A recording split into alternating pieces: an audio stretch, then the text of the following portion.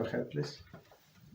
Yeah, I have this question regarding the free will of leaders in the world. Yes. So, what determines to what extent HaShem removes their free will? Let's say, is it related more to the person itself or to the people that he is governing upon?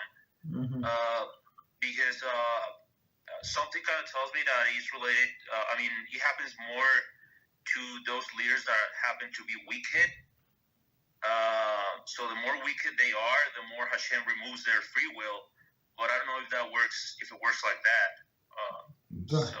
Exactly, it works exactly like that. First of all, you think you ask one question. It's actually three different questions. So let's try to explain. So if I miss the point, please remind me, because it's I heard at least 3 points. Please just keep. If I don't answer, please remind me. So first point, right? If we start from the beginning, right? First, these people in most of the countries, let's concentrate on today, so it would be easier, right? So in most of the countries today, it's a democracy. Whatever, it's 100% democracy, not 100%, whatever, doesn't matter. So all of the leaders get elected. So people, these wicked, crooked people, by their choice, they put this leader in power, right? Because they deserve such a leader. And even if he was a little good, let's say in the beginning, right? So even like when he goes into power, HaShem removes his free choice, because HaShem cannot depend on this clown and let him do whatever he wants. You understand? So he removes his free choice. And that's why Rabbi Reuven Shlita explained it's why it's pointless to vote, right? Why? Like and he explained some years ago on an example of Donald Trump, right? So even though he had a good intention, does not mean, and he was sincere. I think my personal opinion that he was sincere in delivering the intention. He was prevented. He was prevented from lefty liberals, and plus Hashem took his own choice, right? And his free choice, and he was not, even though in the beginning he truthfully committed, but when he went into power, everything changes. Understand? So he has to take everything into consideration. Okay, so why would Hashem remove the free choice? Because same like he cannot give the world like existence, trust the world existence in the power of one man. You understand? Especially today, many countries have atomic weapons. So if somebody press the button, so the world starts, and it's going to be over in I don't know, a few minutes, 10 minutes, 15, 20 minutes, whatever minutes.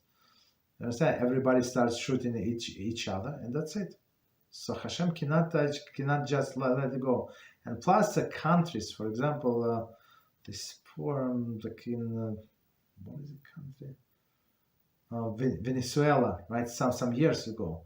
Like I'm talking about recent past. So they went down so much. It's like a rich country, so much oil. Like how can you be bankrupt with the oil? Like you have to be very, very dumb. You have to be like very, very not smart, right? You can be like the richest country, right? Trade like be good to your neighbors, and be the richest countries. And Hashem decided that for whatever they did, right, for whatever sins, they're going down completely, and he executed. And we see, so it's for all of the Jews of the world, so to see, like, just because you're comfortable and you, 1 second, just because you're comfortable in wherever you live, so this comfort can stop at any moment. Look at Argentina, what happened like before that. Like the currency went. Look at Greece, right? Like completely Greece. It was world power. Everybody bowing to the Greece. It's like unbelievable. So today it's like we have one student who recently visited the Greece. He's going to watch, I guess, this lecture.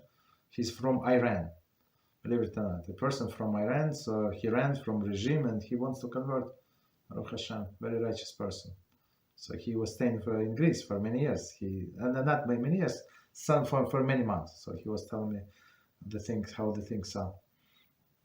You understand? So that's it. So it's very simple. That's why, as we said, it's a waste of time to go vote, especially in America. In Israel, it's a different story, but in America, it's like even if the guy says whatever he says and he meant whatever he meant, so Hashem is going to stop him, right? Or other people are going to stop him. Why? Because it's not good. It's not like even Trump or whatever he was trying to do. Like it looks like good for the Jews, especially in American Jews. They thought that Israel needs peace, this kind of peace. Nobody needs that peace, right? It's not real peace, right? But Jews in Israel, they didn't like Haredi did not like it very much. You understand? So why? Because it was not good. It was more for Christians, not for Jews. All right. So what else? Okay. Did I miss anything from what I was asked? I don't know. Any point? No, I think you responded beautifully. Thank you. You're welcome.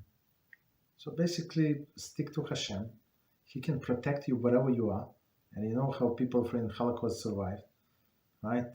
If they're righteous, and even if they did not survive, and they stick to Hashem, so they went directly to Gan Eden. What could be better? You understand? So if you stick to Hashem, you never lose. If you stick to people and their opinions and try to be likable, that's road for a failure. Okay.